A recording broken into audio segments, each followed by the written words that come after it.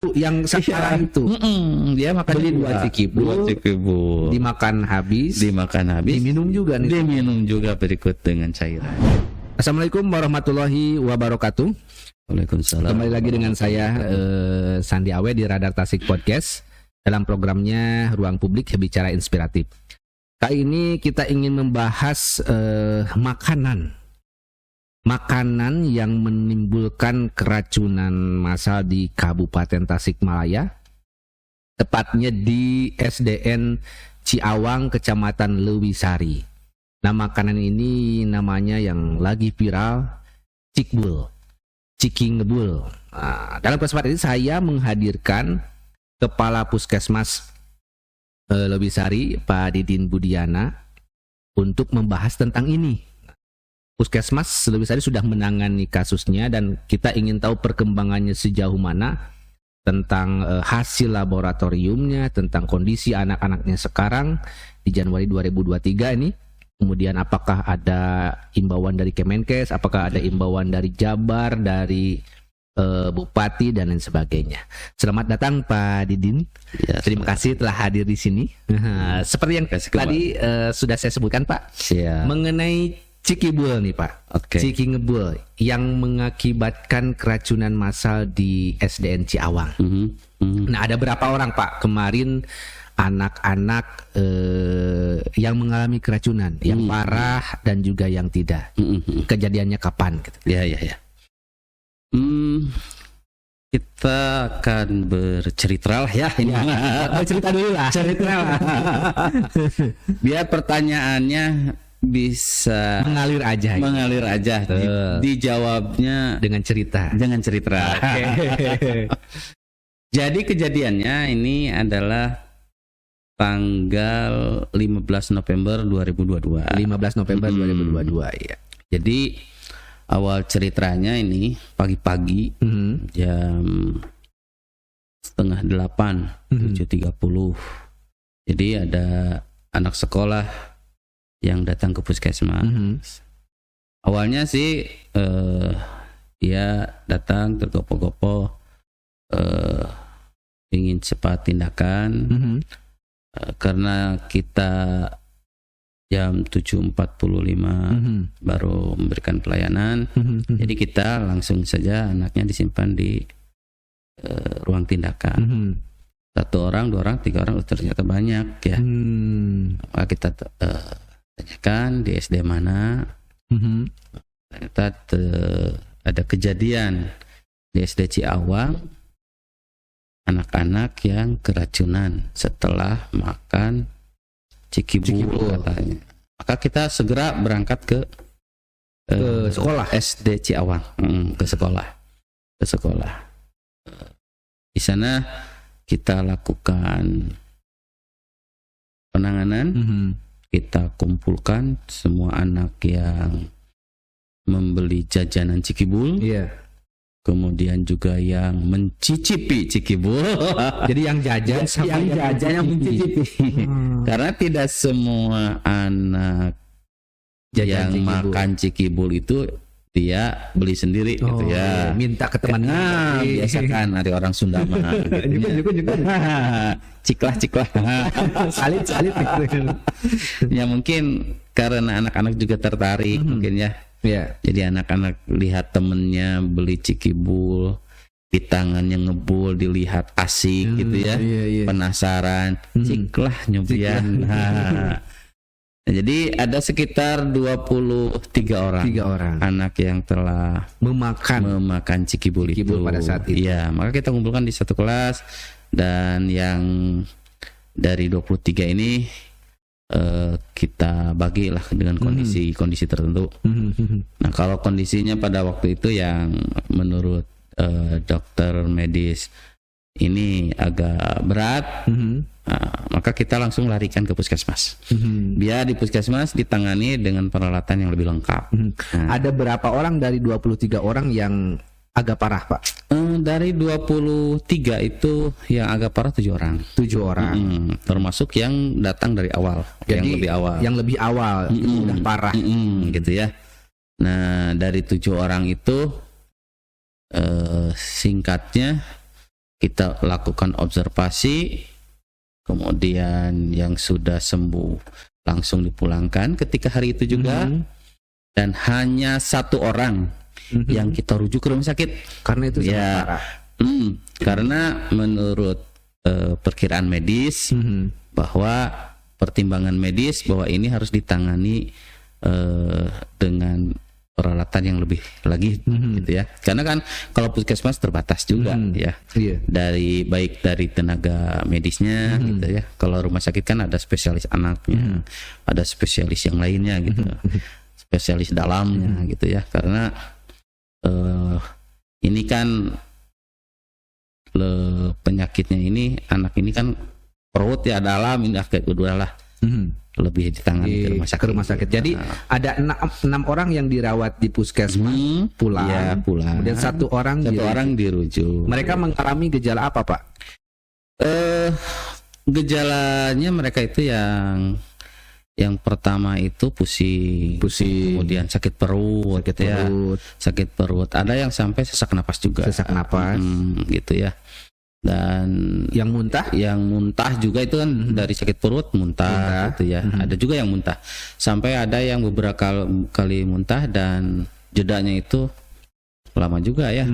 Saking muntahnya banyak dan durasinya banyak juga, sehingga cairannya itu bukan cikinya saja yang keluar, sampai cairan-cairan kuning ya. Itu yang dirujuk ke rumah sakit. Iya, itu yang dirujuk ke rumah sakit.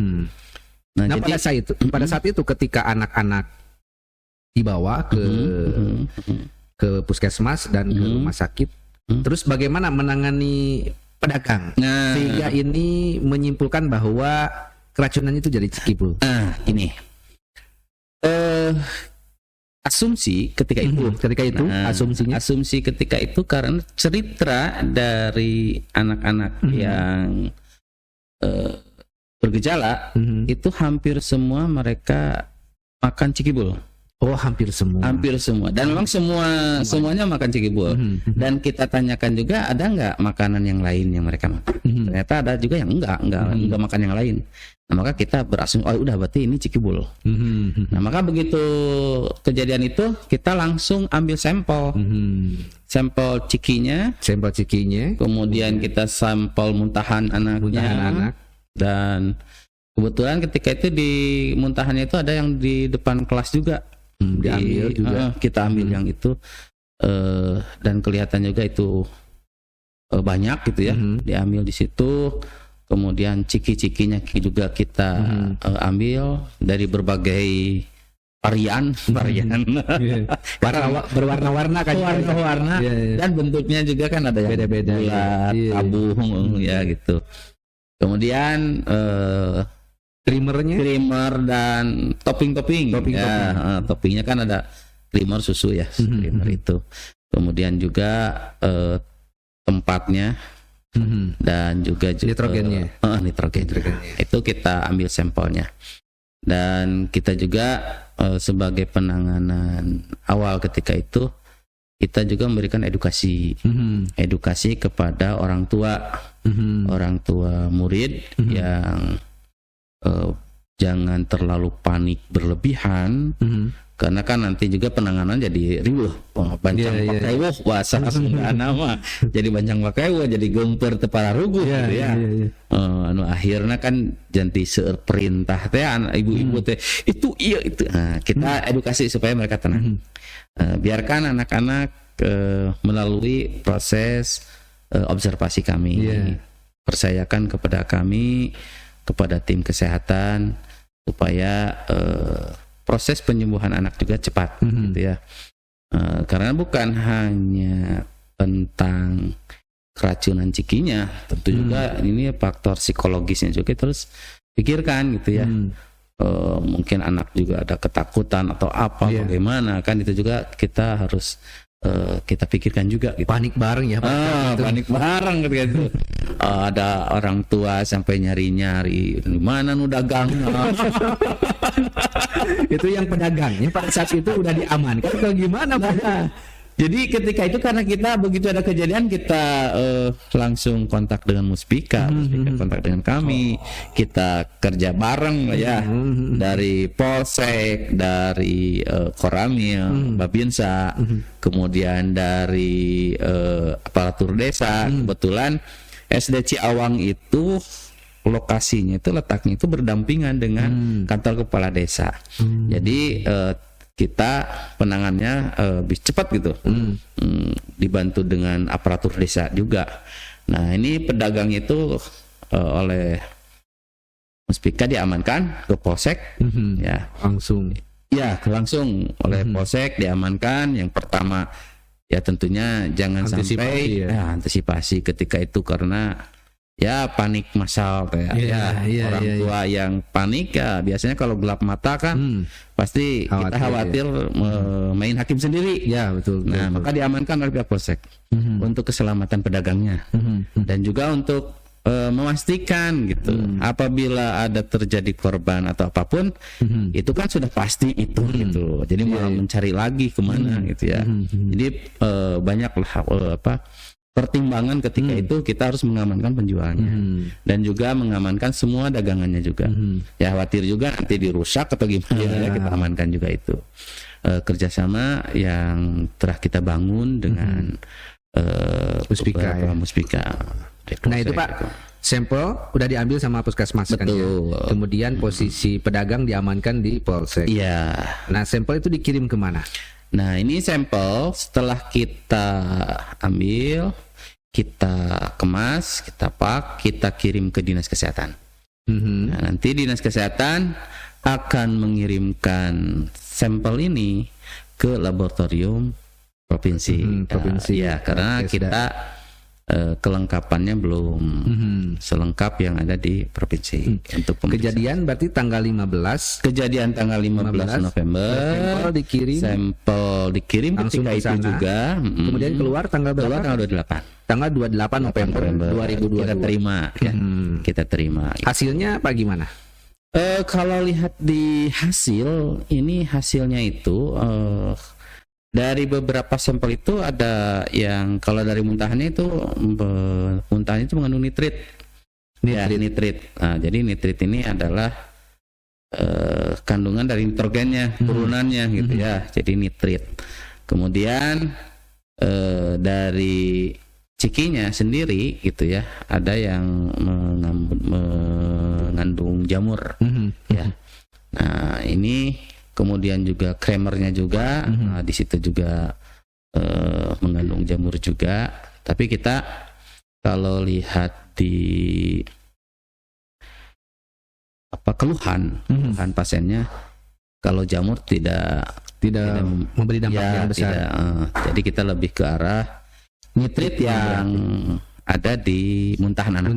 Ya, yang itu penyebab. Kenapa nitrit sampai ada di muntahan anak? Apakah karena menghirup atau apa? Ini yang lucu gimana ya kita juga lucu ngeri ya. Lucu ngeri ini anak-anak ya loh. Karena memang kan anak SD itu rasa ingin tahunya itu banyak, tinggi, kemudian rasa ingin mencobanya juga tinggi. Jadi ketika kita bertanya kepada anaknya yang sakit itu, yang dirujuk ke rumah sakit itu, ini bagaimana ini ceritanya dia sampai ini seperti itu. Ternyata anak ini meminum cairan yang ada di cup bekas cikinya. Cairan apa itu Pak? Nah, ada kemungkinan itu adalah cairan nitrogennya. Cairan nitrogen. Jadi mungkin ini anak-anak gak tahu itu nitrogennya Pak ya.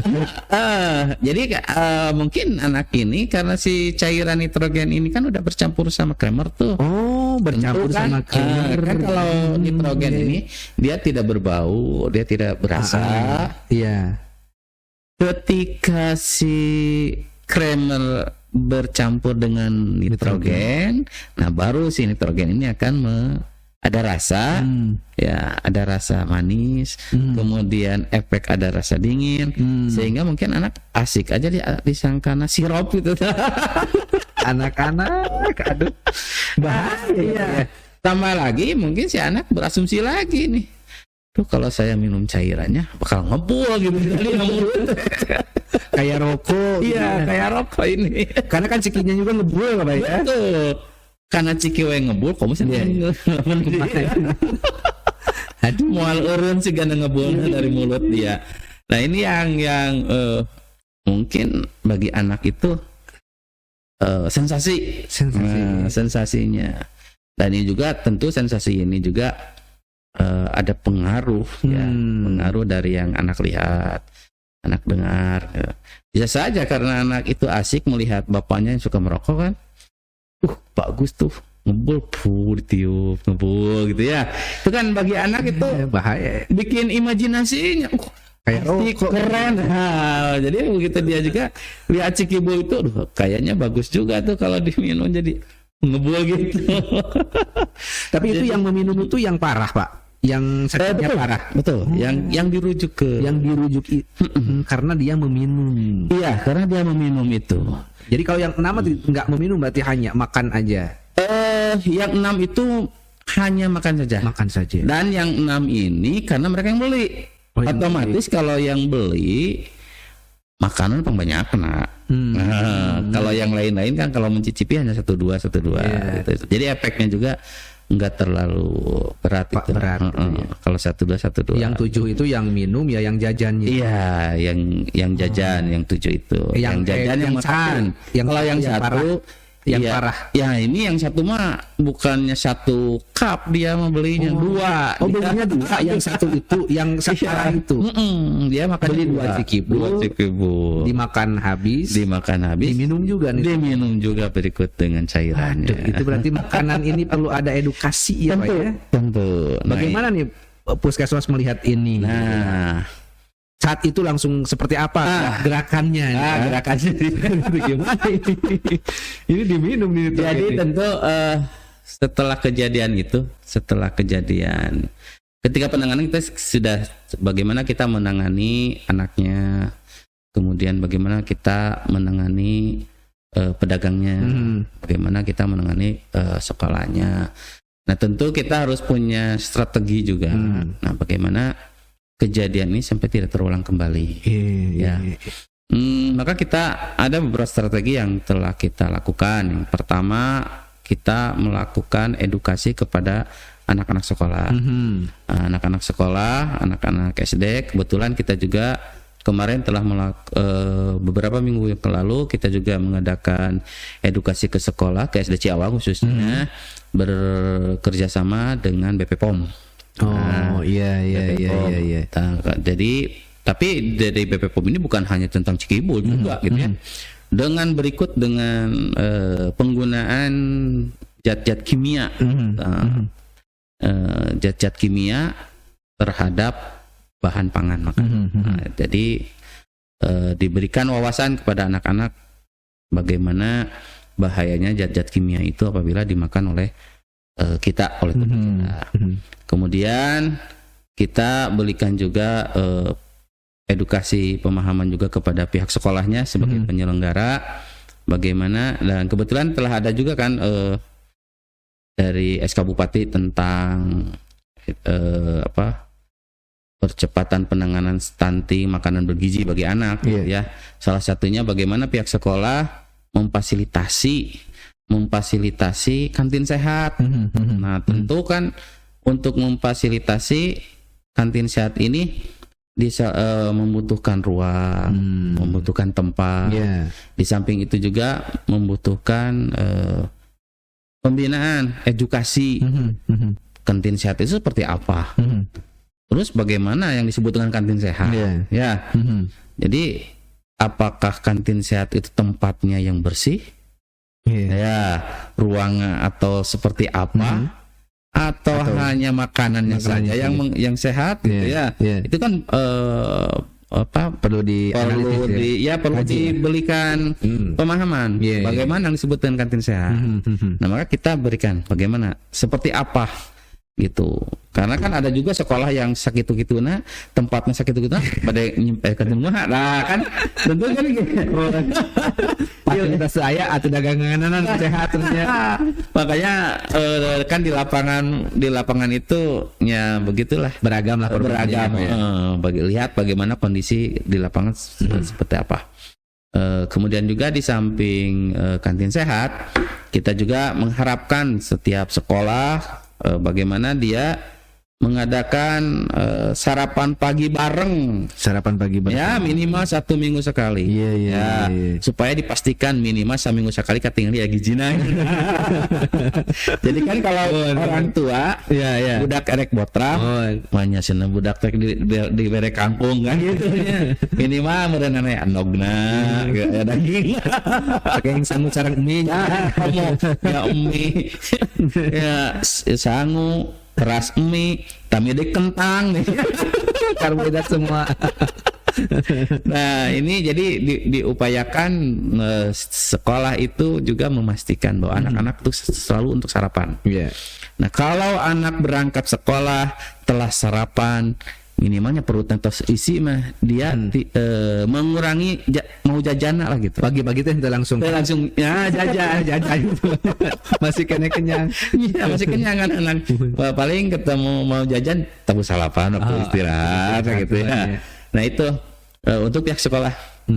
Ini pedagang gimana? Nah, ini yang pedagang nih, yang para pedagang sebetulnya kita telah ada program kita pemeriksaan reguler. Oh udah selalu ada pemeriksaan reguler berkenaan dengan makanan-makanan jajanan sekolah.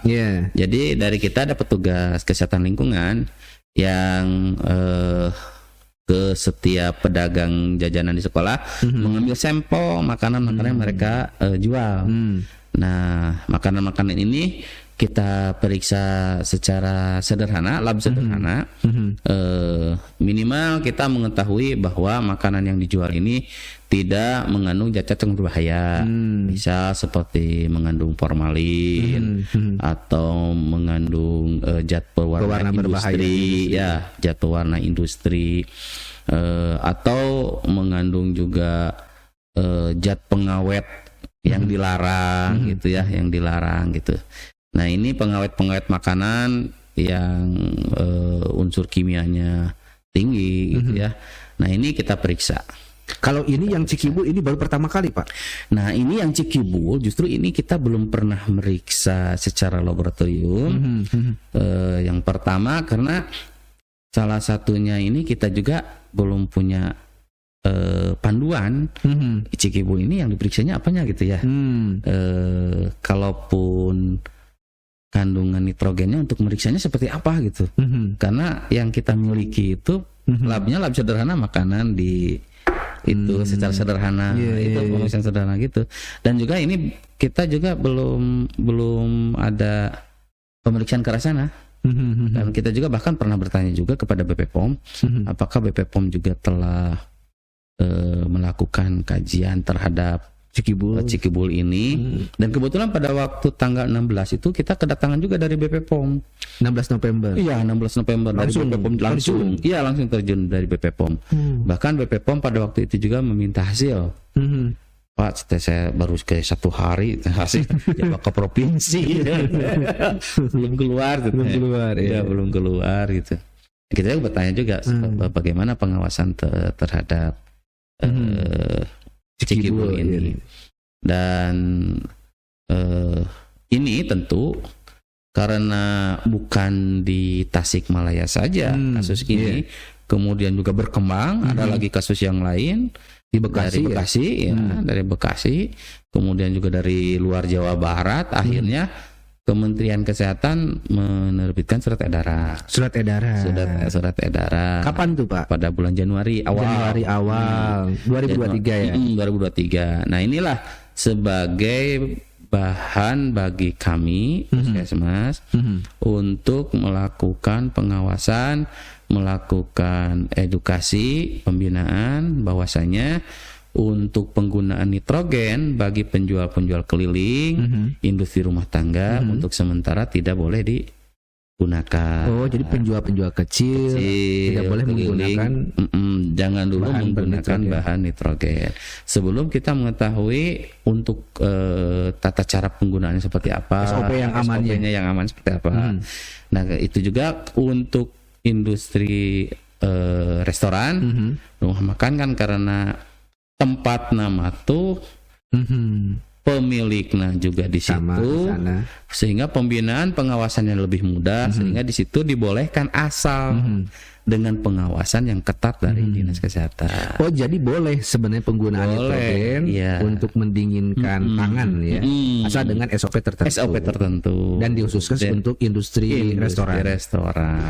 Karena kan kalau restoran itu penuh kreativitas sekarang. Kalau nggak kreatif sudah banyak yang udah bubar ya.